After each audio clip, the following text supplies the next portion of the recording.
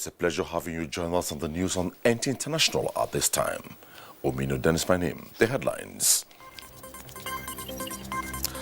Financial autonomy. Speakers of State House of Assemblies challenged to formalize concerns.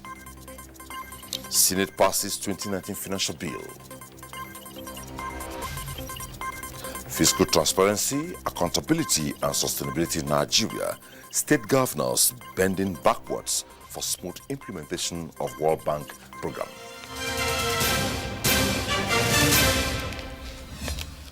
With the news in detail, we begin with the news indicating that the Conference of Speakers of State Legislators of Nigeria have been directed to make a formal representation to the Presidency on areas of concerns regarding the implementation of the financial autonomy granted state assemblies and state judiciary by the Constitution for necessary action.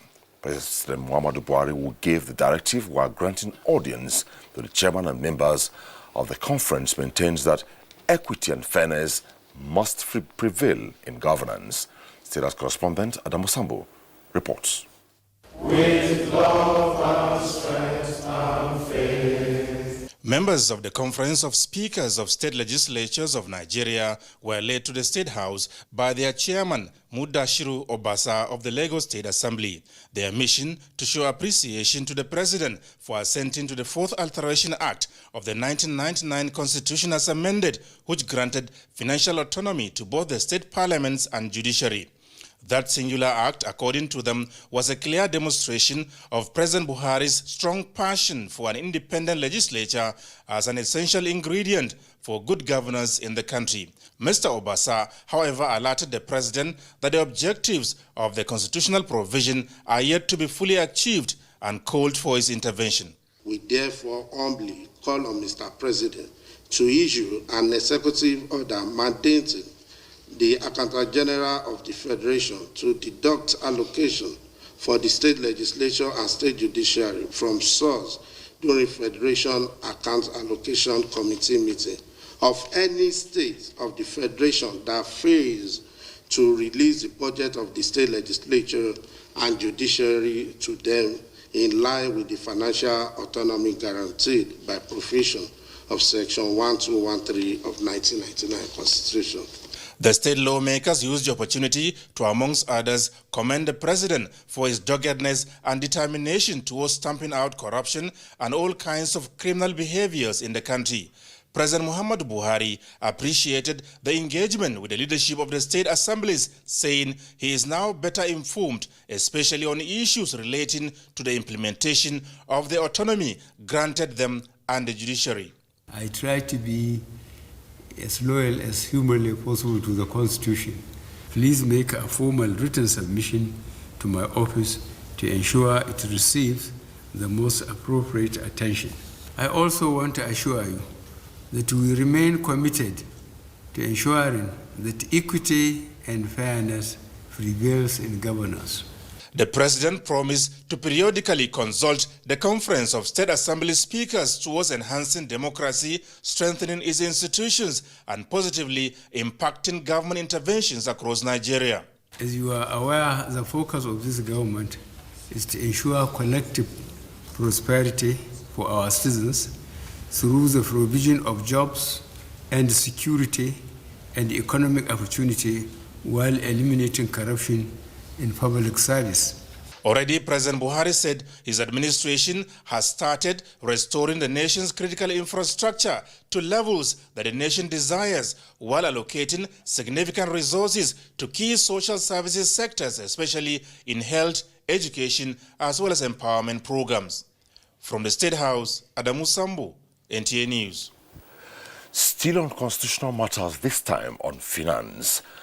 The Federation Accounts Allocation Committee Wednesday shared a total of 702.058 billion naira to the three tiers of government for the month of October 2019.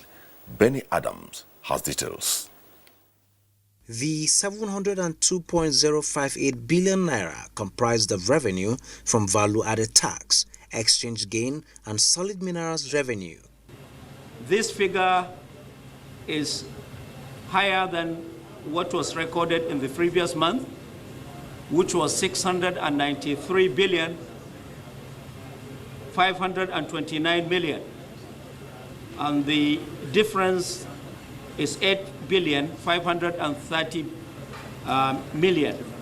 A breakdown of the allocation shows the federal government got 295.737 billion naira, states got 192.697 billion naira, while the local governments got 144.987 billion naira. The oil-producing states shared 49.164 as 13% derivation, while cost of collection stood at 19.472 billion naira.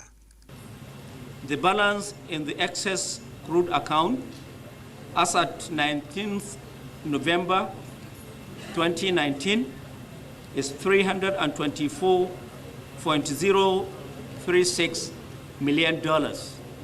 The next meeting is proposed for mid-December. Benny Adams, NTA News. In the meantime, President Muhammadu Buhari congratulates Nigerians entrepreneur Temi Giwa Tobosun, inaugural winner of the African Business Hero Award founded by the renowned Chinese technology entrepreneur Jack Ma.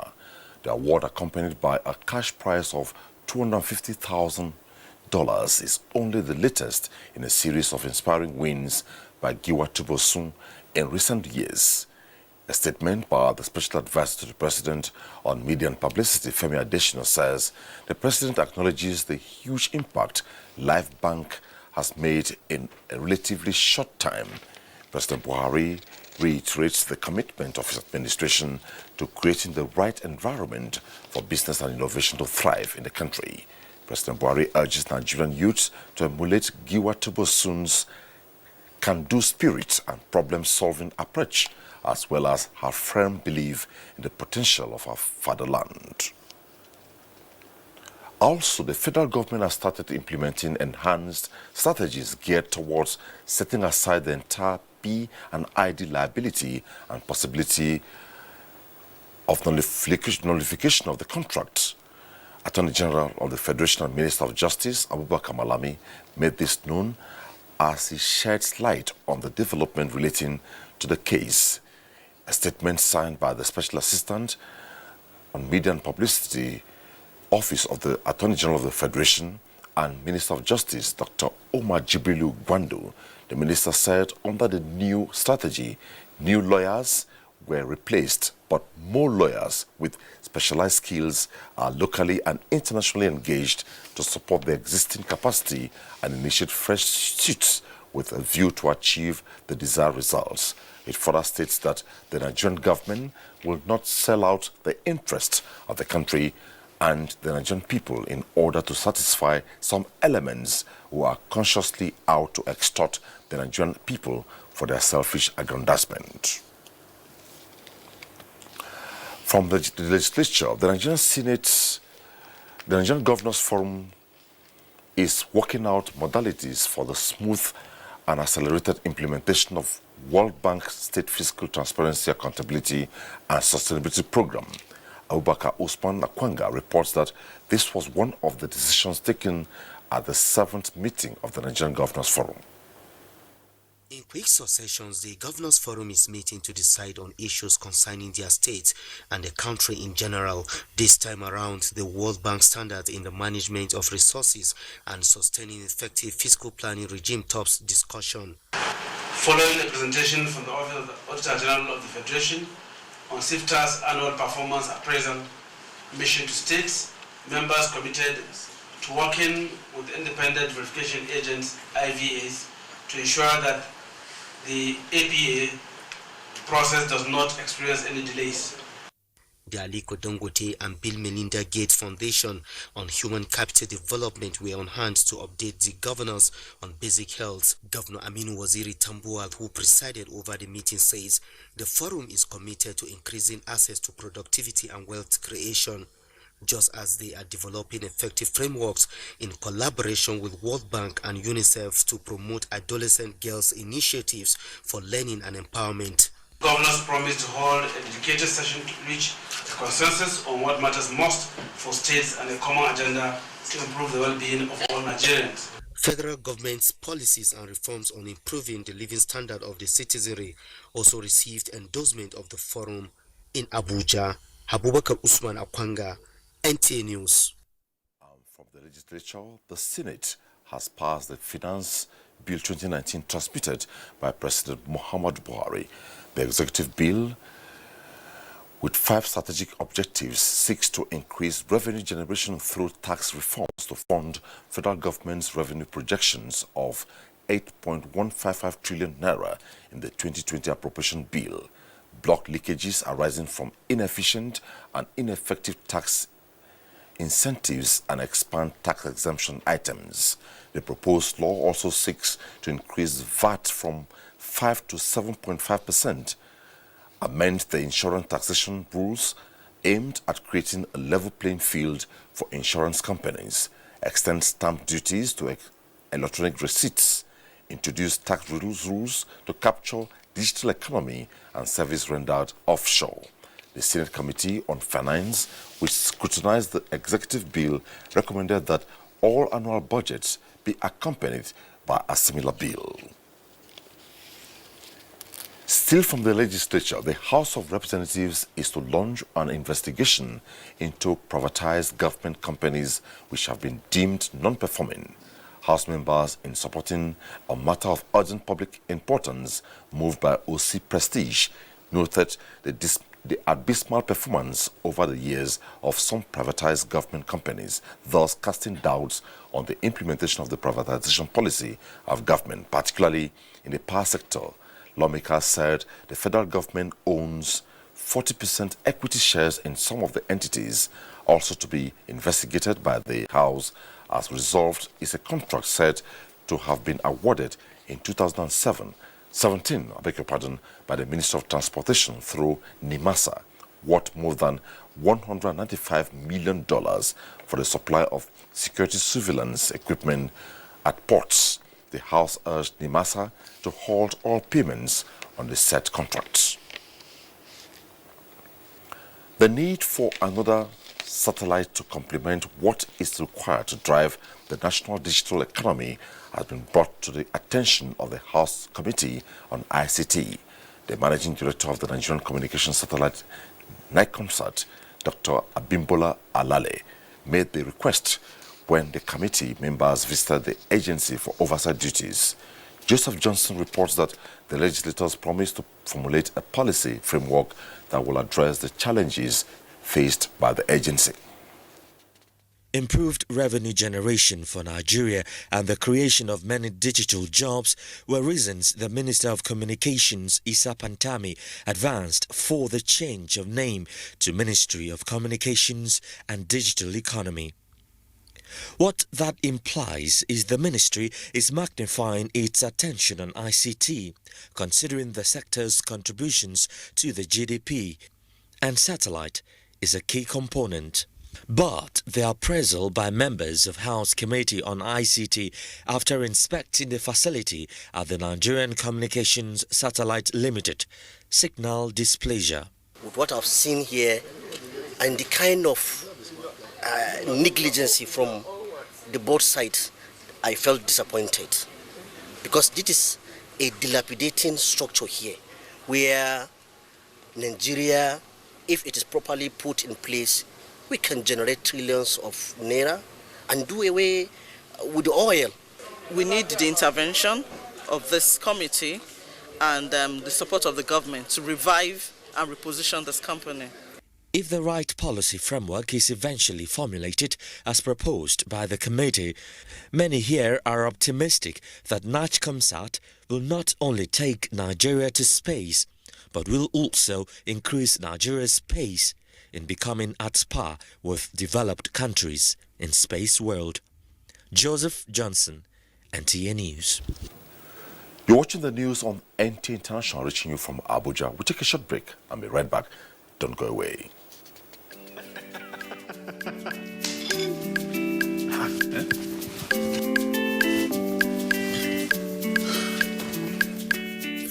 That channel where you watch just now don't waka, no panic. Can tell me no panic. You go do it by yourself like ABC. Oh yeah, press the menu button on top your remote. Scroll up and down till you see Information Central. Then press OK. Press OK.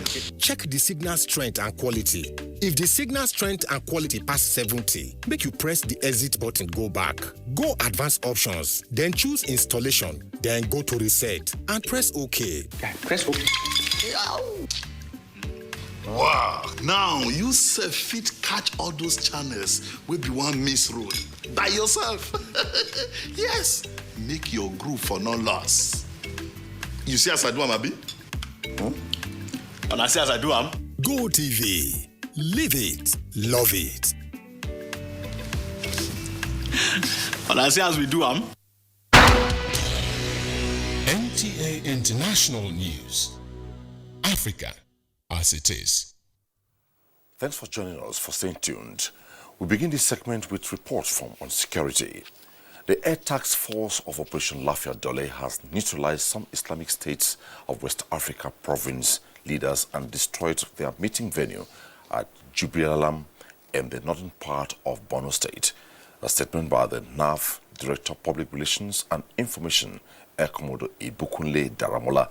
The operations was executed on 19 November 2019, sequel to intelligence report indicating that some top ISWAP leaders had assembled for meeting at a compound within the settlement, which also served as their storage area. Consequently, the Air Task Force dispatched a Nigerian Air Force intelligence surveillance and reconnaissance platform as well as fighter jets to attack the location, leading to neutralization of the terrorists and the destruction of some of their structures, which were engulfed in flames. Moving on now, President Muhammadu Buhari has called on security agencies and communities under threats of bandits attacks and kidnappings to be more vigilant and alert in the light of the latest incidents in Enugu, Zamfara, Adamawa, Katsina, and Kaduna states. Reacting to the recent reports of heightened acts of violence and kidnappings after a period of relative inactivity, the president observed that in view of the unpredictability of the security situation, Nigeria's security forces and the communities affected should be ever more red alert. A press statement by a senior special assistant to the president on media and publicity, Garba Shehu, the president notes that complacency, which is a hidden or unnoticed enemy, should not be taken for granted because doing so weakens Nigeria's strategies. The president, however, noted that the affected communities also have a responsibility to help the security agencies with the critically important human intelligence in order to stop the bandits in their tracks. Nigeria joins the rest of the world to mark the 2019 World Philosophy Day with a domestic theme, Nigeria, Philosophy and Security. Austin Anyebe reports that security experts and philosophers use the day to deliberate on other social challenges. The day is not meant to remember the literary works of great philosophers like Socrates, Plato, Aristotle and others alone, but to key into the global call on obtaining regional contribution to world debates on contemporary challenges that impede on social transformations, hence the choice of the theme, Nigeria, Philosophy and Security. The military is even doing policing job. They've gone down they are actually doing the job meant for the Nigerian police, the job meant for the civil defense. That's what the army and navy and naval, that's what they are doing now. We all have to be conscious. We all have to give information to the security agencies. That's why I said that cooperation with them is a necessity if we want to feel more secure. At a time when radicality and speed of the great upheavals in the world sometimes confuses us, philosophy is immensely helpful. We are not quick to rehabilitate people. We are not quick to use wisdom to guide and mentor people. Philosophers and security experts have the view that the nation is drifting because professionals are not playing their expected roles in nation building. We need to start from the beginning. the entire response, the entire approach to how the insurgency, how Boko Haram started, was faulty. The take-home for the day is that with love, wisdom, and doing the right thing, there will be peace and justice in Nigeria. The World Philosophy Day was adopted in 2005 by UNESCO. In Abuja, Austin Anyebe, NTA News. For some trending news outside Nigeria, let's join Uche Ugochukwu. The UN nuclear watchdog and Iran plan to discuss the discovery of uranium traces at an undeclared site in Tehran next week, the agency's acting chief said on Thursday, adding that Iran had not provided more information about the origin of the particles. Reuters first reported in September that the International Atomic Energy Agency found the uranium traces at the site that Israeli Prime Minister Benjamin Netanyahu drew attention to in a speech last year, calling it a secret atomic warehouse. But Tehran claimed the site is a carpet cleaning facility. Elsewhere, North Korea has rejected an invitation for leader Kim Jong-un to attend a planned summit in South Korea next week with Southeast Asian nations, saying it would be pointless due to strained ties with Seoul. The invitation was meant to ally international support for the two leaders' joint efforts to foster peace. Finally, from South Africa, the arrest of a senior member of the governing African National Congress, Bongani Bongo, on 13 charges of corruption and bribery sends a powerful message about the war against corruption in the country. President Cyril Ramaphosa has often been criticized for being too slow in his fight against corruption. Mr. Bongo did not enter a plea in his court appearance on Thursday. He was released on bail and is due back in court in January. Uche Ugochukwu, NTA News. And from our sports desk comes a report.